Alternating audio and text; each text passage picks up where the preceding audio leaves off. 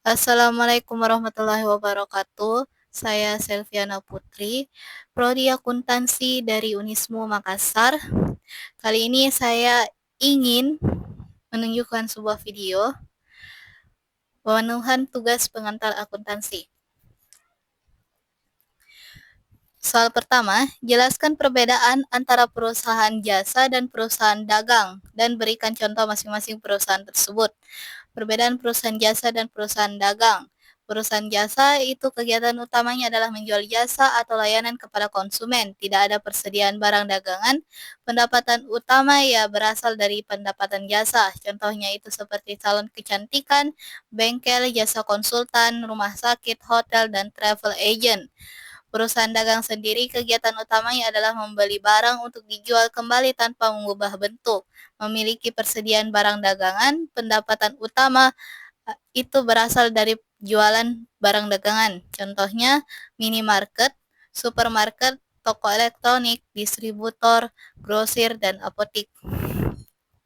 Sebutkan karakteristik perusahaan dagang dan sebutkan akun-akun yang menyebabkan perbedaan antara perusahaan dagang dan perusahaan jasa. Karakteristik perusahaan dagang melakukan kegiatan pembelian dan penjualan barang, memiliki persediaan barang dagangan, menghitung harga pokok penjualan atau HPP, laba dihitung dari selisih harga jual dan harga pokok.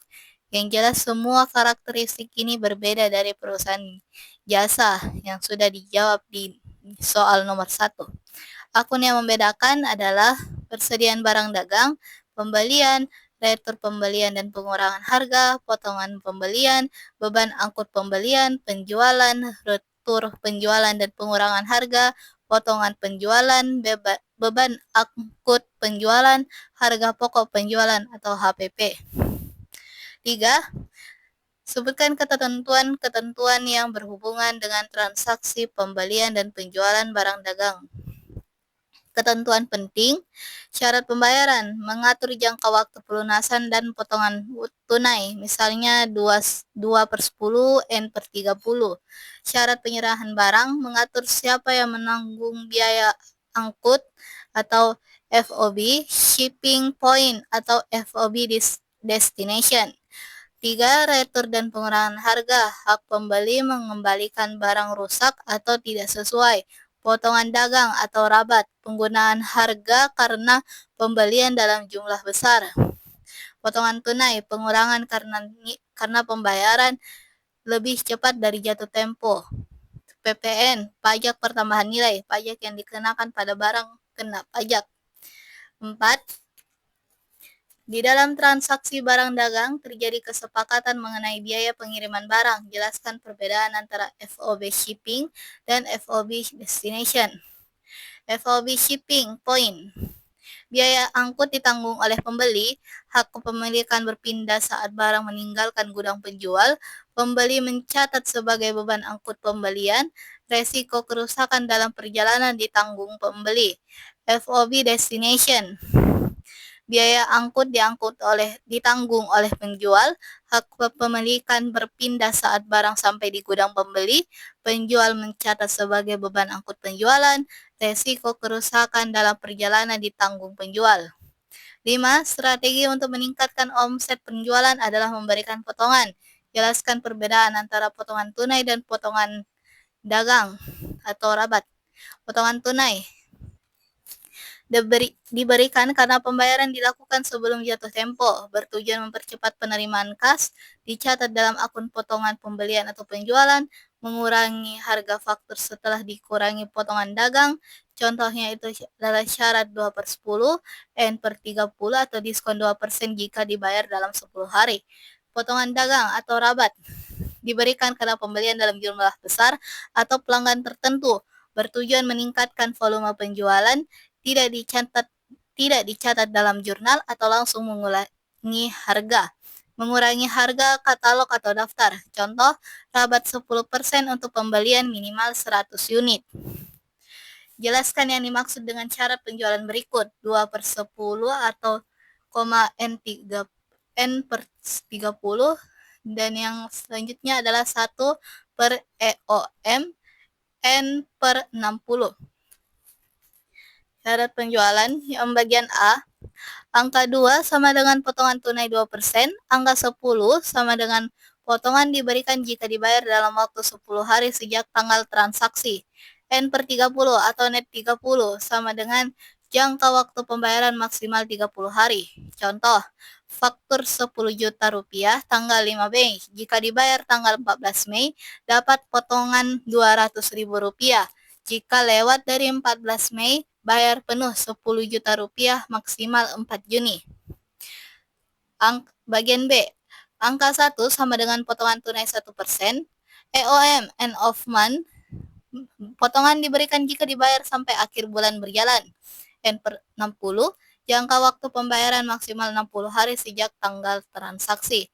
Contohnya, faktur 5 juta rupiah tanggal 10 Maret. Jika dibayar sebelum 31 Maret, dapat potongan 50.000, maksimal dibayar tanggal 9 Mei. Nomor 7. Maka di dalam transaksi tersebut dikenakan pajak pertambahan nilai atau PPN. Jelaskan perbedaan antara PPN masukan dan PPN keluaran. PPN masukan, PPN yang dibayar saat membeli barang kena pajak merupakan aset atau piutang pajak bagi pembeli. Dicatat di sisi debit, dapat dikreditkan atau dikompensasikan dengan PPN keluaran. Contoh, beli barang 10 juta tambah PPN 11% sama dengan 1.100.000 rupiah. PPN masukan. PPN keluaran, PPN yang dipungut saat menjual barang kena pajak merupakan utang pajak bagi penjual. Dicatat di sisi kredit, wajib disetorkan ke negara setelah dikurangi PPN masukan. Contohnya, jual barang 15 juta rupiah plus PPN 11% sama dengan 1.650.000 rupiah PPN keluaran. PPN yang harus disetor sama dengan PPN keluaran dikurang PPN masukan. 8. Transaksi pembelian dan penjualan dapat dicatat dengan sistem periodik dan sistem perpetual. Sebutkan jenis-jenis transaksi yang menyebabkan perbedaan pencatatan di antara kedua sistem tersebut. Transaksi yang menyebabkan perbedaan pencatatan: pembelian barang dagang, periodik, debit pembelian, perpetual, debit persediaan barang dagang, retur pembelian, bagian periodik, kredit retur pembelian, perpetual, kredit persediaan barang dagang. Potongan pembelian, periode sendiri itu masuknya di kredit potongan pembelian, perpetual kredit persediaan barang dagang. Beban angkut pembelian, periodik debit beban angkut pembelian, perpetual debit persediaan barang dagang. Penjualan barang dagang, periodik hanya mencatat penjualan, perpetual mencatat penjualan dan HPP atau the journal. Retur penjualan, periodik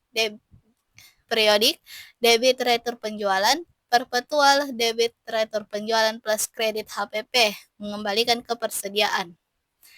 Jika pencatatan barang dagang menggunakan sistem periodik, maka pada akhir periode akuntansi harus menghitung besarnya nilai beban pokok penjualan. Jelaskan bagaimana menghitung besarnya nilai persediaan akhir periode dan besarnya nilai beban pokok penjualan. Menghitung persediaan akhir dilakukan melalui perhitungan fisik atau stock of name pada akhir periode, menghitung jumlah barang yang tersisa di gudang, menilai dengan harga perolehan atau cost. Metode penelitiannya itu bisa FIFO, LIFO, atau average. Menghitung HPP.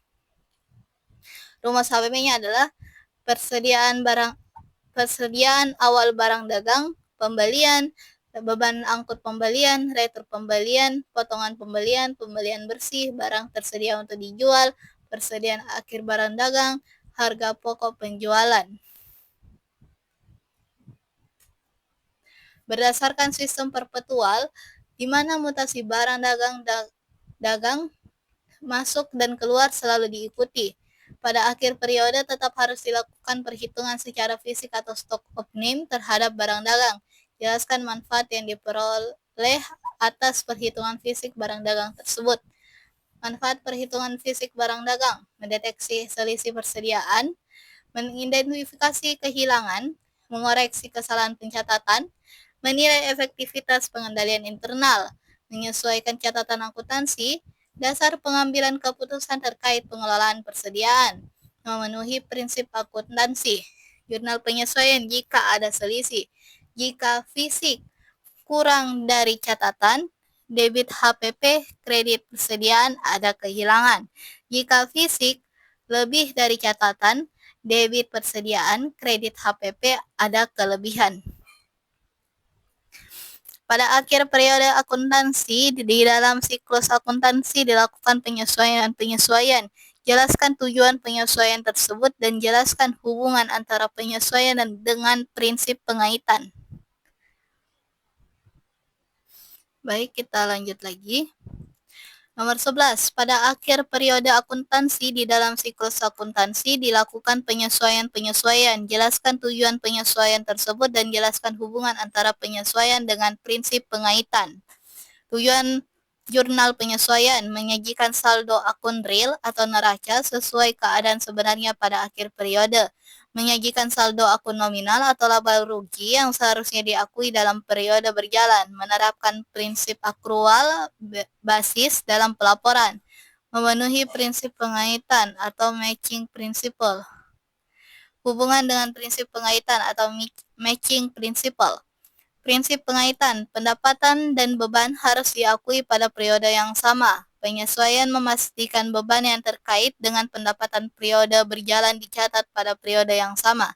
Contohnya, beban gaji Desember yang baru dibayar Januari harus tetap diakui di Desember. Contoh yang lainnya, pendapatan sewa yang diterima di muka untuk tahun depan tidak boleh diakui sebagai pendapatan tahun ini. Tujuannya adalah menghasilkan laporan laba rugi yang akurat dan mencerminkan kinerja sebenarnya. Apakah keluaran output yang paling penting di dalam suatu siklus akuntansi? Apakah semua jenis perusahaan mempunyai siklus akuntansi? Jelaskan. Output paling penting, laporan keuangan yang terdiri dari laporan laba rugi, laporan perubahan modal atau ekuitas, neraca atau balance sheet, laporan arus kas. Apakah semua perusahaan punya siklus akuntansi? Jawabannya iya, semua jenis perusahaan memiliki siklus akuntansi karena setiap entitas bisnis perlu mencatat transaksi keuangan. Semua organisasi memerlukan laporan keuangan untuk pengambilan keputusan. Prinsip akuntansi berlaku universal untuk semua bentuk usaha. Yang berbeda hanya kompleksitas dan detail pencatatan sesuai jenis dan skala usaha. Bahkan usaha kecil pun memerlukan siklus akuntansi sederhana untuk mengetahui laba ruginya. Jelaskan perbedaan antara sistem pencatatan persediaan barang dagang antara sistem perpetual dengan sistem periodik. Sistem perpetual, mutasi persediaan dicatat setiap terjadi transaksi menggunakan akun persediaan dagang untuk semua transaksi pembelian. Saldo persediaan selalu update real time. HPP dihitung dan dicatat setiap ada penjualan. Memerlukan kartu persediaan untuk setiap jenis barang. Stock of name untuk verifikasi dan koreksi. Cocok untuk barang dengan nilai tinggi dan jumlah terbatas. Memerlukan sistem komputerisasi untuk efisiensi. Sistem periodik, mutasi persediaan tidak dicatat setiap transaksi menggunakan akun pembelian terpisah dari persediaan. Saldo persediaan hanya diketahui pada akhir periode. HPP dihitung pada akhir periode dengan rumus. Tidak memerlukan kartu persediaan detail. Stock of name untuk menentukan persediaan akhir. Cocok untuk barang dengan nilai rendah dan jumlah banyak. Lebih sederhana dan mudah dalam penerapan. Jelaskan langkah-langkah di dalam menghitung besarnya nilai persediaan barang dagang pada akhir periode atau proses penyesuaian. Langkahnya yaitu lakukan stock of name atau perhitungan fisik. Hitung jumlah unit barang yang tersisa di gudang. Catat jenis, kuantitas, dan kondisi barang. 2. Tentukan harga perolehan per unit. Gunakan metode penelitian FIFO atau average cost. Sesuaikan dengan kebijakan akuntansi perusahaan. Hitung nilai persediaan akhir. Rumusnya itu adalah jumlah unit dikali harga perolehan per unit. Jumlahkan untuk semua jenis barang. Bandingkan dengan catatan untuk sistem perpetual. Jika ada selisih, identifikasi penyebabnya. Cek kemungkinan kesalahan pencatatan, kehilangan atau kerusakan. Buat jurnal penyesuaian. Ini adalah salah satu contohnya untuk sistem periodik. Persediaan barang dagang akhir, ikhtisar laba rugi. Ikhtisar laba rugi, persediaan barang dagang awal untuk menutup persediaan awal dan akhir. Nomor 15, dalam menyusun laporan keuangan, apakah neraca lajur wajib dibuat? Jelaskan. Neraca lajur tidak wajib dibuat. Alasannya karena neraca lajur adalah kertas kerja atau worksheet internal, bukan bagian dari laporan keuangan yang dipublikasikan. Fungsinya sebagai alat bantu untuk memudahkan penyusunan laporan keuangan. Perusahaan dapat langsung membuat laporan keuangan dari neraca saldo disesuaikan. Namun sangat direkomendasikan karena mempermudah penyusunan laporan keuangan, meminimalkan kesalahan dengan menampilkan semua data dalam satu lembar, memudahkan pengecekan, keseimbangan debit kredit, mengorganisir data secara sistematis, membantu analisis sebelum membuat laporan final, dokumentasi proses kerja akuntan. Kesimpulan, opsional untuk dibuat, tetapi sangat membantu dalam praktik akuntansi manual, terutama untuk perusahaan menengah besar dengan transaksi yang kompleks. Dalam membuat neraca lajur, apakah ada perbedaan antara sistem periodik dengan sistem perpetual? Jelaskan. Ya, ada perbedaannya dalam neraca lajur antara kedua sistem. Sistem periodik. Kolom penyesuaian mencakup jurnal penyesuaian persediaan, menutup persediaan awal ke ikhtisar laba rugi, mencatat persediaan akhir dari ikhtisar laba rugi. Terdapat akun pembelian, retur pembelian, potongan pembelian, beban akun pembelian. Ikhtisar laba rugi muncul di kolom penyesuaian. HPP tidak muncul sebagai akun tersendiri, tapi dihitung dalam laporan laba rugi. Kolom laba rugi menampilkan semua akun komponen HPP secara terpisah. Sistem perpetual. Kolom penyesuaian hanya berisi koreksi selisih persediaan. Jika ada, hanya terdapat akun persediaan barang dagang. Akun HPP sudah ada di neraca saldo, dicatat setiap penjualan. Tidak ada akun pembelian, retur pembelian, dan lain-lain. Langsung masuk persediaan. Ikhtisar laba rugi tidak digunakan untuk persediaan. Kolom laba rugi menampilkan HPP sebagai satu akun. Perbedaan utamanya, kompleksitas penyesuaian persediaan dan jumlah akun terkait persediaan yang muncul. Nomor 17. Jelaskan mengapa jurnal penutupan diperlukan pada akhir periode. Akun-akun apa saja yang diperlukan di dalam melakukan jurnal penutupan? Alasannya adalah mengosongkan akun nominal, memindahkan laba rugi, memisahkan transaksi, memenuhi konsep periodik, menyiapkan akun real, mencegah saldo ganda.